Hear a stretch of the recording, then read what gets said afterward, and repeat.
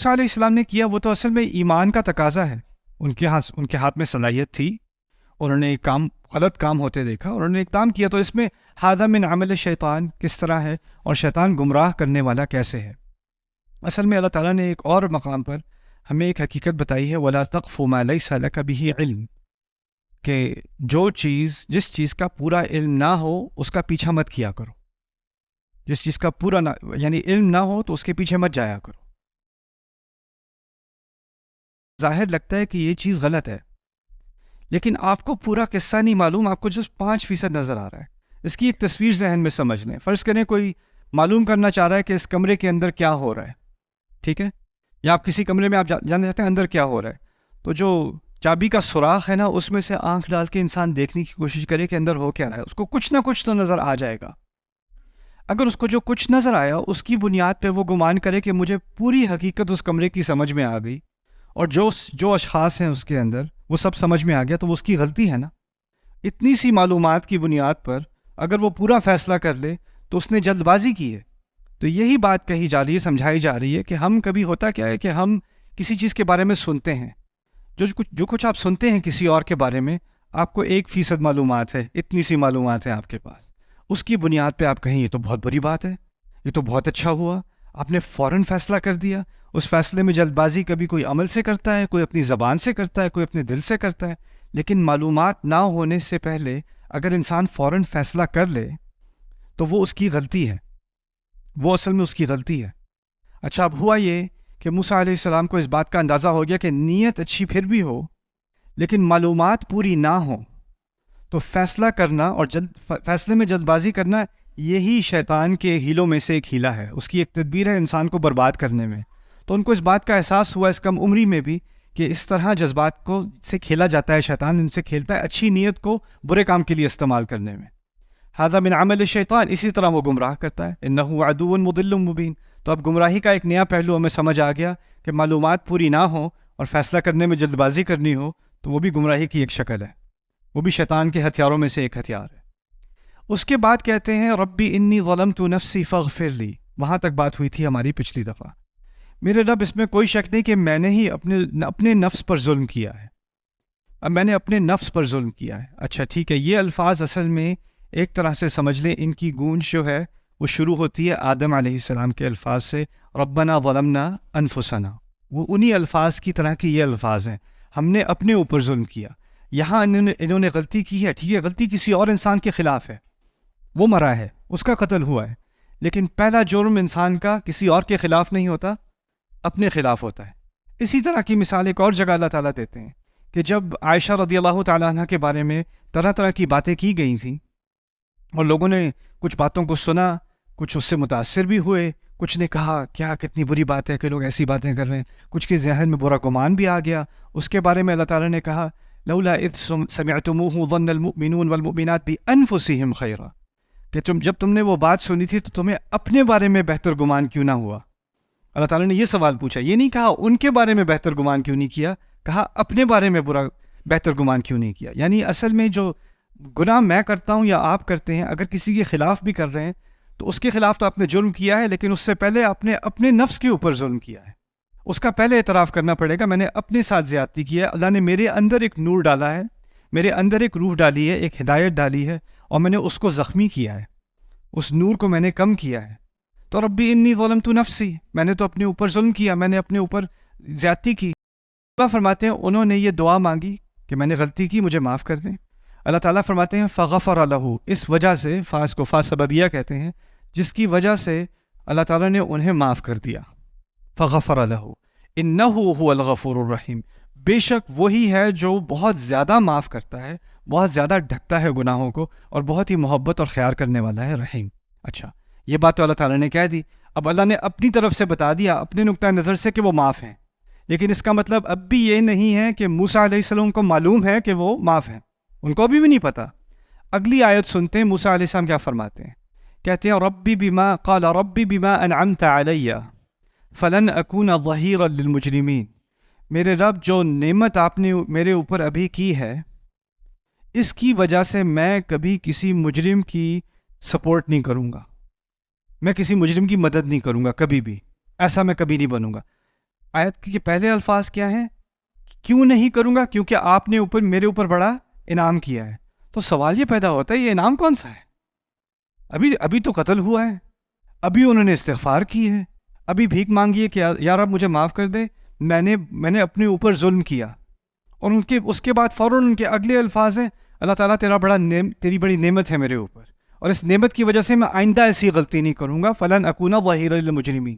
یہاں سے قرآن جو حکمت ہمیں سکھا رہا ہے وہ یہ ہے لا تقنطوا من رحمت اللہ ان اللہ یغفر الذنوب جميعا. اللہ تعالیٰ کی رحمت سے مایوس نہ ہو، مسلمان کو کہا ہے. اس میں کوئی شک ہی نہیں ہے کہ اللہ تمام گناہوں کو معاف کرے گا. اب یہاں جو چیز میں نے سیکھی وہ کیا ہے اور آپ نے سیکھی وہ کیا ہے کہ جب انسان صاف دل سے خلوص سے اس کو ندامت ہے، اس کو شرمندگی ہے اپنی غلطی پر، اور اس نے اللہ تعالیٰ کے سامنے اعتراف کیا اپنی غلطی کا اور توبہ کی ہے اور معافی مانگی ہے، تو اللہ اپنی طرف سے ضمانت دے رہے ہیں، گارنٹی دے رہے ہیں کہ اللہ نے اس میں کوئی شک ہونا ہی نہیں چاہیے کہ اللہ تعالیٰ نے معاف کر دیا، بلکہ یہ استغفار کرنا یہ اللہ تعالیٰ کی طرف سے ایک بہت بڑی دی ہوئی نعمت ہے. بہت سارے لوگ ایسے ہوتے ہیں غلطی کرتے ہیں اور پھر بہانے بناتے ہیں، دیکھو میری غلطی نہیں تھی، میرے اوپر پریشر بہت تھا، میری غلطی نہیں تھی، دیکھو سوسائٹی ایسی ہو گئی ہے، میری غلطی نہیں تھی، حکومت نے یہ کیا تھا، میری غلطی نہیں تھی، میری فیملی خراب ہے، میرے پیرنٹس ایسے ہیں، میرا بھائی ایسا ہے، میرا وہ ایسا ہے، وہ ایسا ہے، سب کی غلطی ہے، میری نہیں ہے. لیکن اگر انسان میں اتنی صلاحیت ہو کہ غلطی کرنے کے بعد اس میں اتنی عقل ہو کہ سارے بہانے ڈھونڈے بغیر، اس وقت دیکھیں موسیٰ علیہ السلام کی صورتحال دیکھیں، وہ بہت سارے بہانے بنا سکتے ہیں. وہ یہ کہہ سکتے ہیں یہ تو ہر روز اس طرح کرتے ہیں، تو مجھے کیسے پتا ہوتا کہ آج یہ ظالم ہے اور یہ مظلوم ہے؟ آج سے لاکھ دفعہ پہلے یہ سارے فوجی یہ ظالم ہوتے ہیں اور بنی اسرائیل والے مظلوم ہوتے ہیں، تو مجھے کیسے پتا ہونا تھا کہ ایک دن یہ مظلوم ہے اور دوسرا ظالم ہے؟ میں کیسے معلوم کر سکتا تھا؟ مجھے تو اس بات کا علم نہیں ہو سکتا تھا. تو وہ بہانہ بنائے بغیر انہوں نے بس اپنی غلطی کا اعتراف کیا ہے، اور یہ اللہ تعالیٰ کی طرف سے دیا ہوا بہت بڑا تحفہ ہے انسان کو کہ وہ بہانوں کو سب کو چھوڑ کے، ان کو اگنور کر کے اپنی غلطی کا اللہ تعالیٰ کے سامنے اعتراف کر لے اور کہہ دے یا رب میں نے اپنے اوپر ظلم کیا، مجھے معاف کر دے.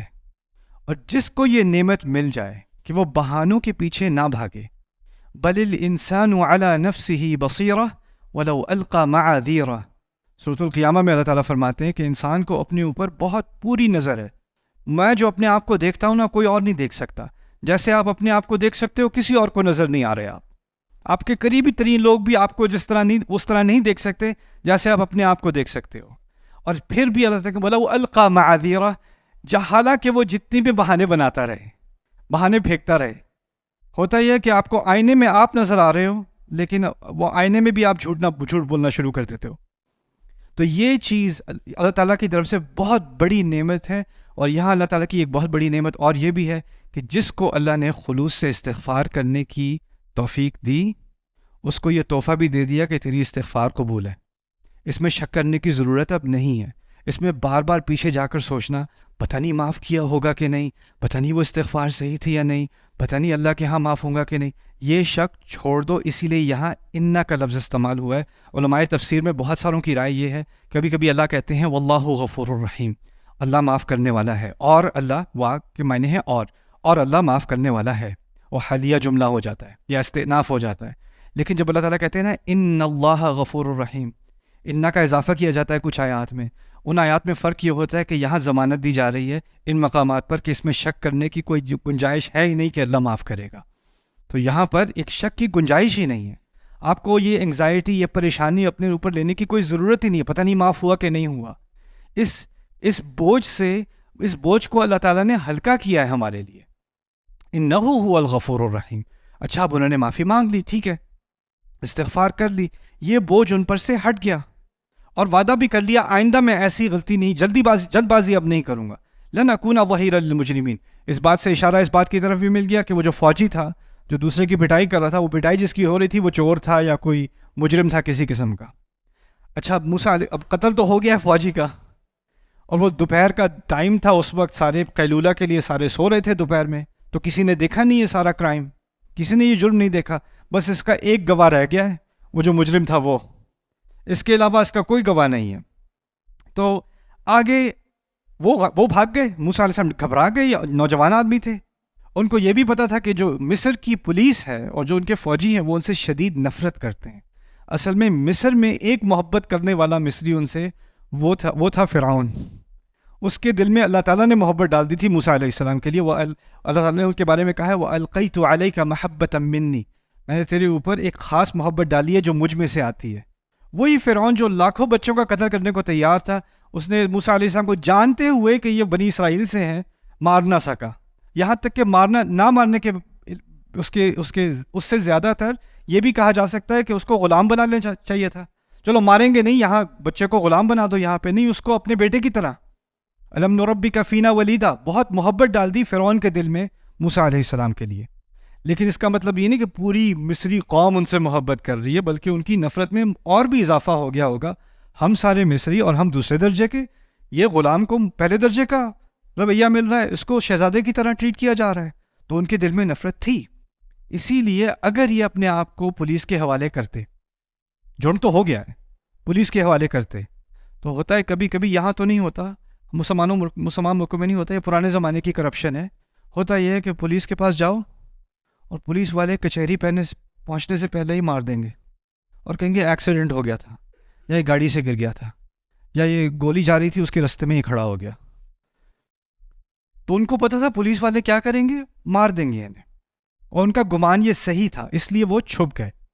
اس بات کی گارنٹی، اس بات کی دلیل بعد میں بھی آنے والی ہے. ان کا ایک دوست تھا مصری جو فوج میں تھا اور ان کے جنرلوں میں سے تھا، لیکن وہ خفیہ طور پر مسلمان ہو چکا تھا.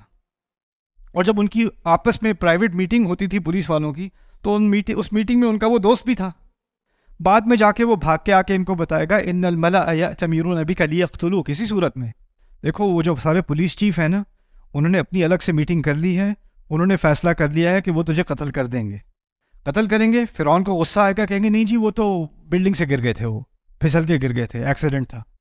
اگر وہ فرعون کے پاس کورٹ میں لے کے گئے تو فرعون نے تو معاف کر دینا ہے، اس کو تو محبت ہے، وہاں تک نوبت نہیں آنے دینی ان لوگوں نے، انہوں نے آپ کو مار دینا ہے.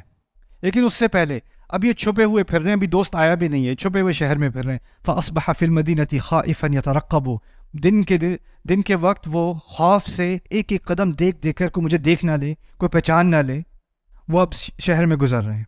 اچھا، فَإِذَا الَّذِي اسْتَنصَرَهُ بِالْأَمْسِ، تو ایک اچانک جس نے مدد مانگی تھی پچھلے دن، جس مجرم نے مدد مانگی تھی پچھلے دن، وہی سامنے کھڑا ہے.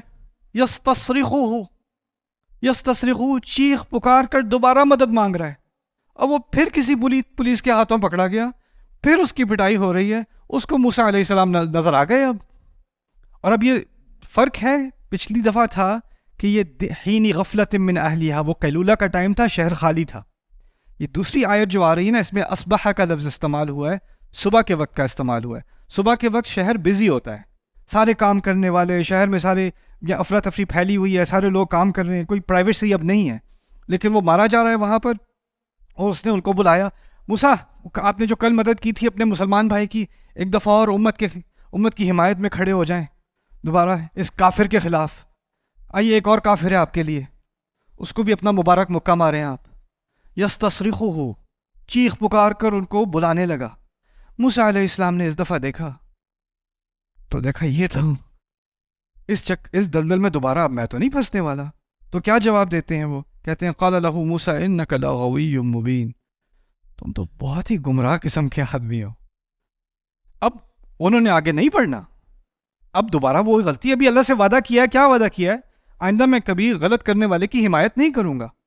اگلی آیت میں آتا ہے فلما، اس آیت پہ اختتام کریں گے اس خطبے کا. فلما بالآخر، اصل میں جو بعد میں بات ہو، اذ اور حینا، لما میں تراخی ہوتی ہے، اور تراخی کے بعد ان کا لفظ آیا، فلما ان ارادہ. اس ان کو بھی زائدہ کہا جاتا ہے، عام طور پہ کہتے ہیں فلما ارادہ، لیکن یہاں ہے فلما ان ارادہ لزیادت التراخی، یعنی بہت عرصے کے بعد موسیٰ علیہ السلام سوچ رہے ہیں میں کیا کروں، اس کی وہاں پٹائی ہو رہی ہے اور وہ مارا جا رہا ہے، اس کو اتنا مارا جا رہا ہے کہ وہ تقریباً مرنے کو آ گیا ہے. تو اب موسیٰ علیہ السلام کے دل میں ایک اور خیال، کل میں نے جلدی میں اقدام کر لیا تھا تو غلطی ہو گئی، آج اگر میں کچھ اقدام نہ کروں تو میرے سامنے قتل ہو جائے گا. چور تو وہ ہے لیکن موت کا تو مستحق نہیں ہے. تو وہ ایک دوسرا ایکسٹریم ہو گیا نا، ایک ایکسٹریم ہوتا کیا ہے کہ اگر انسان سے ایک غلطی ہو جائے تو کہ میں اس غلطی کے کبھی قریب بھی نہیں آؤں گا، اور وہ میں اتنا دور ہو جاؤں گا اس سے کہ میں دوسری طرح کی غلطی شروع کر دوں گا، وہ جو دوسرے ایکسٹریم پر ہے۔ تو کوئی کھڑا تماشا دیکھتا رہے اور کچھ نہ کرے، وہ بھی غلط ہے۔ تو موسیٰ علیہ السلام کو اللہ تعالیٰ نے یہ حکمت دی کہ اب مجھے مکہ نہیں مارنا، لیکن کیونکہ وہ جسمانی طاقت میں ان میں تھی، تو اللہ تعالیٰ فرماتے ہیں فَلَمَّا أَنْ أَرَادَ أَنْ يَبْطِشَ بِالَّذِي هُوَ عَدُوٌّ لَهُمَا، جب موسیٰ علیہ السلام نے بالآخر فیصلہ کیا سوچ سمجھ کر کہ وہ جسٹ اس کو پکڑ لیں گے، جکڑ لیں گے جو ان دونوں کا دشمن تھا، یعنی اب فوجی کو مارنا نہیں، اس کو صرف روکنا ہے، اس کو نقصان پہنچائے بغیر۔ اگر میں نے کسی فتنے میں اپنا ہاتھ ڈالنا ہے، یا تو یہ ہے کہ میں کسی ایک کی جلد بازی میں حمایت کر دوں اور دوسرے کو مکہ مار دوں، دوسرا یہ ہے کہ میں کچھ بھی نہ کروں، ایک دوسرے کو مارنے دو، میرا کیا مسئلہ ہے، چھوڑو، اب میں نے اپنا سبق سیکھ لیا، میں انوالو نہیں ہوتا۔ لیکن اگر میرے پاس صلاحیت ہے کہ میں سیز فائر کرا دوں، میں مارنے والے کو روک دوں، اس کو نقصان پہنچائے بغیر میں روک دوں، تو کم از کم یہ فتنہ آگے نہ پھیلے، تو مجھے انوالو ہونا چاہیے۔